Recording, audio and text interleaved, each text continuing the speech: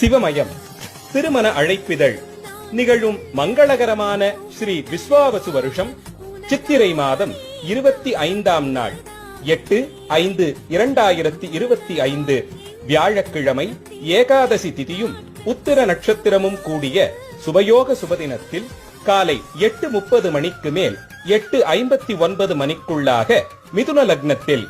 பாண்டிய நாட்டு குலசேகர பாண்டியன் அவர்களது மகன் வழி பேர்த்தியும் மதுராபுரி மலையத்வஜ பாண்டியன் காஞ்சனமாலை அவர்களது ஒரே புதல்வியுமான அங்கையர் கண்ணி தடாதகை மீனாட்சியை அண்டம் முழுதாளும் அண்ணல் கைலயம்பதிவாள் ஆதியன்